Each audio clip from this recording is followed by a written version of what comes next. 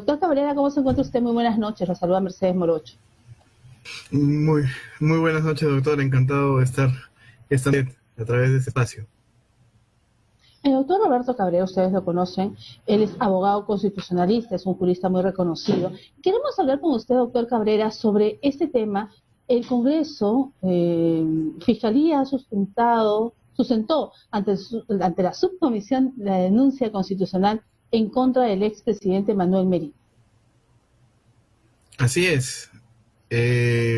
Como nosotros, seguramente muchos de nosotros recordamos los fatídicos hechos de hace poco nada más, relacionados directamente a la represión que se dio durante el breve gobierno del expresidente Manuel Arturo Merino de Lama. Todos sabemos cómo fueron los acontecimientos. Trajo consigo la fatídica muerte de Inti Sotelo y de Brian Pintado.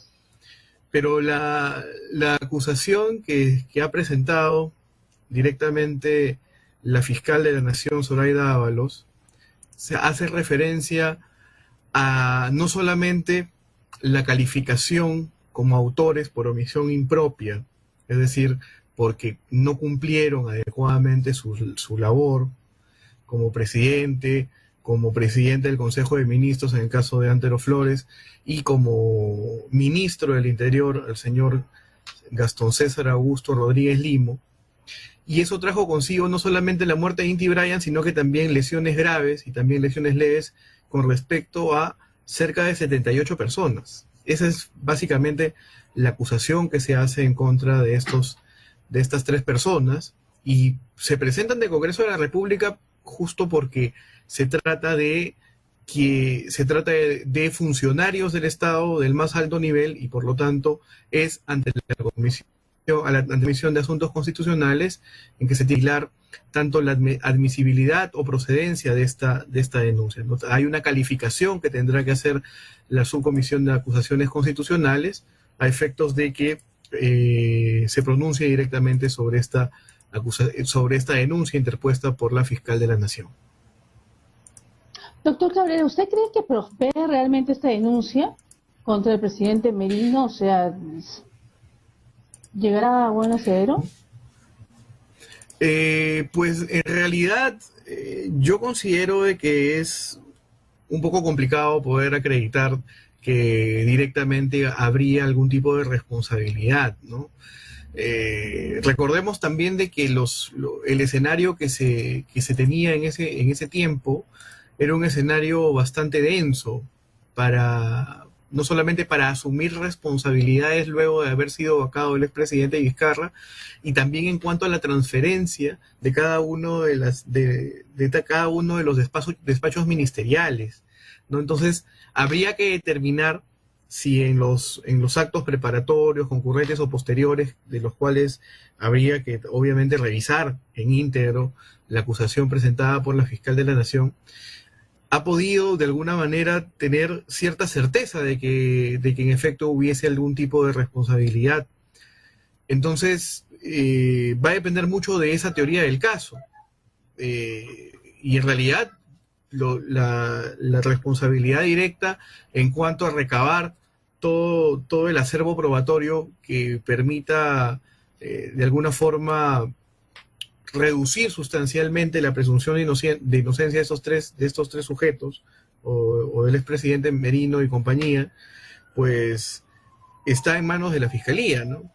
Ahora, la defensa técnica de cada uno de ellos tendrá que simplemente devastar los argumentos esgrimidos por el Ministerio Público, lo cual es un trabajo un poquito más sencillo, porque basta que exista ciertas dudas con respecto a las conductas que directamente se acusan, como para poder traerse abajo todo, porque recordemos que con duda no se puede de ninguna manera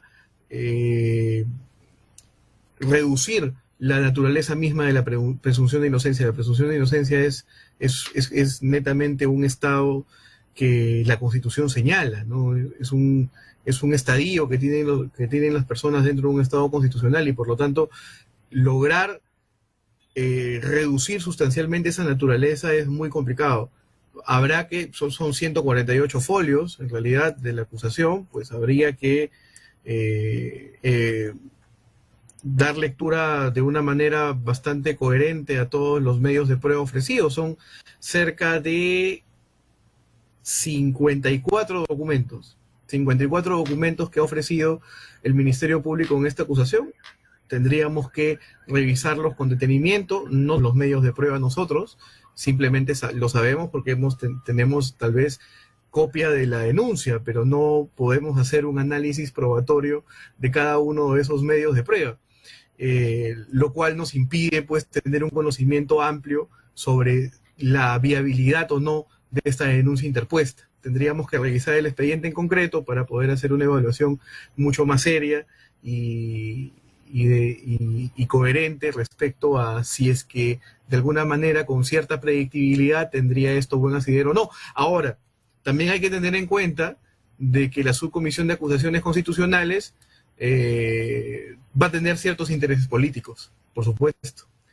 Y esto también puede generar como consecuencia directa, ya sea el futuro de este procedimiento que se está realizando o también tal vez el archivo. Entonces va a depender también de esos factores que no necesariamente son jurídicos, aunque deberían serlo, sobre todo en el marco de la motivación, pero bien sabemos que cualquier cosa puede suceder. Efectivamente, los resultados de esta subcomisión de denuncia constitucional generalmente, aunque no debería ser, son temas políticos, ¿no? Entonces, si prospera o no prospera, eso va, pero seguramente va a prosperar, y no necesariamente porque exista pues un dolo o una culpabilidad por parte de las personas denunciadas. Pero para usted, y lo digo desde el punto de vista personal, ¿no?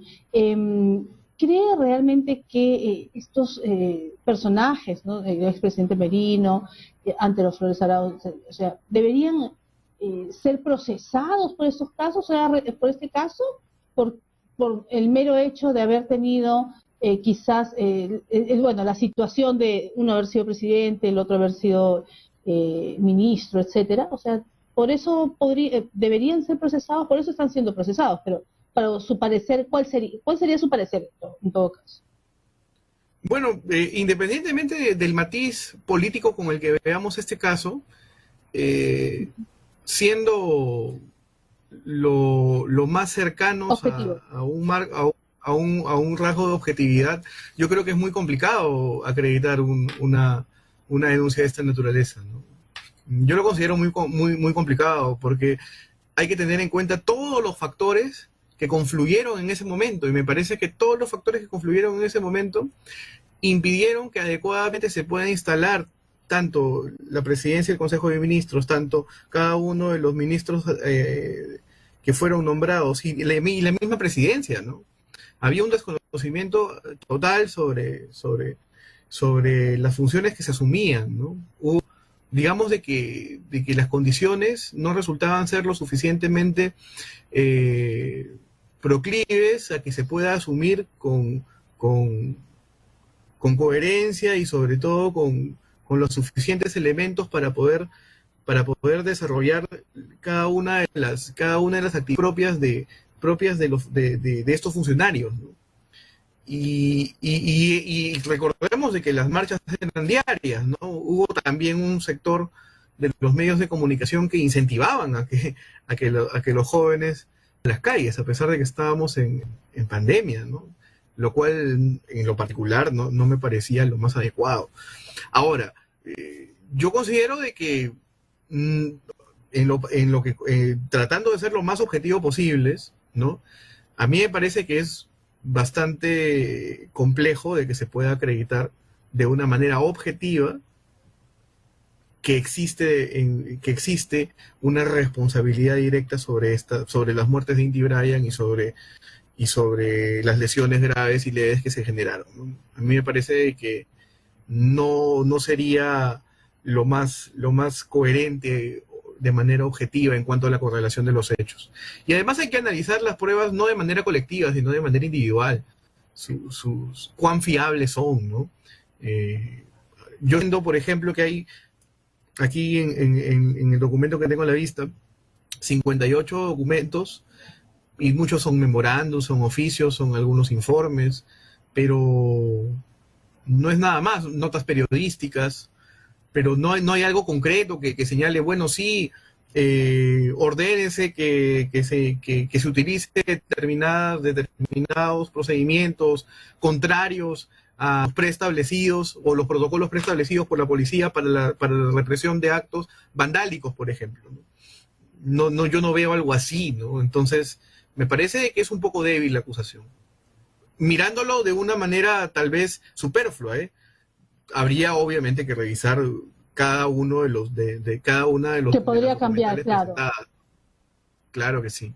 Ahora, las declaraciones testimoniales son varias, son 44 declaraciones testimoniales, pero las declaraciones testimoniales, hablando desde el derecho probatorio, el razonamiento probatorio, son las pruebas de menor validez, ¿no? Son de bagatela, como se dice en el razonamiento probatorio, ¿no?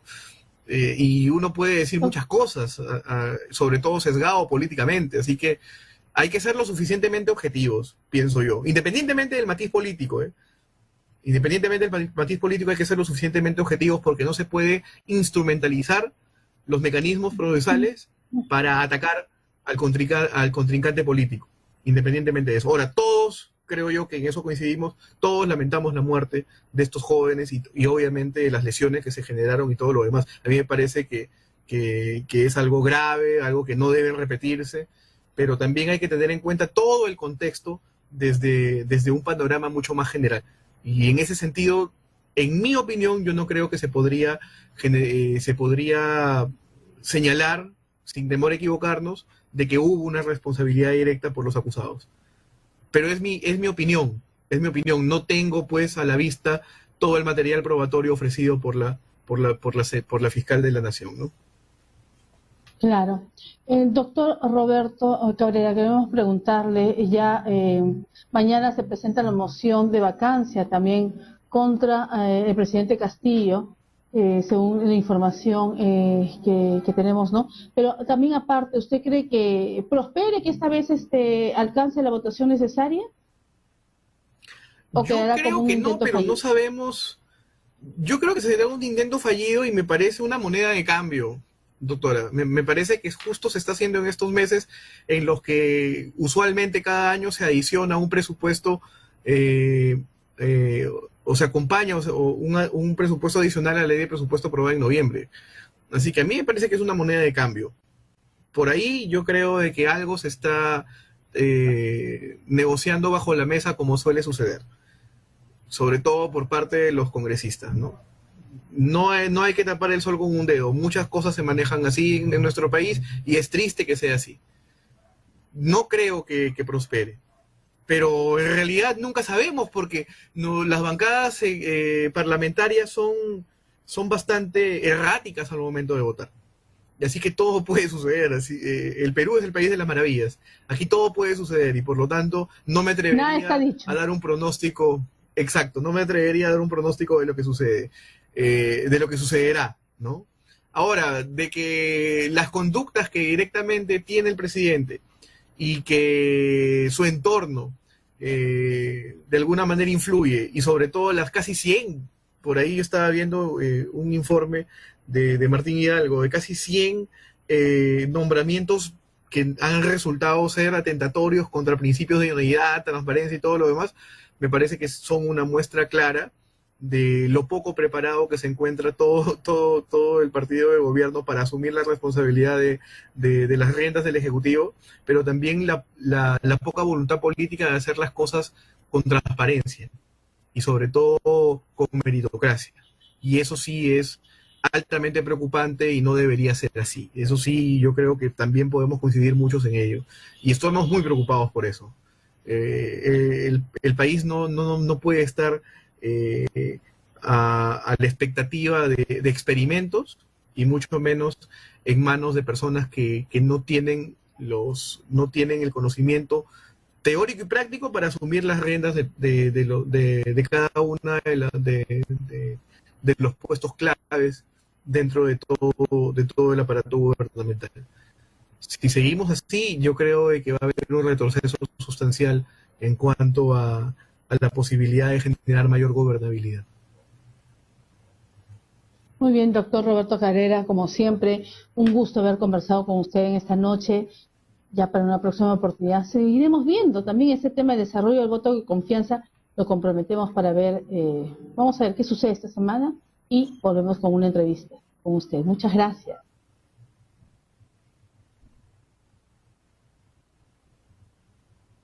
Porque sí, con el mayor ¿Nos cuidado. escucha? Listo. Gracias. Ha sido el doctor Roberto Cabrera, abogado constitucionalista.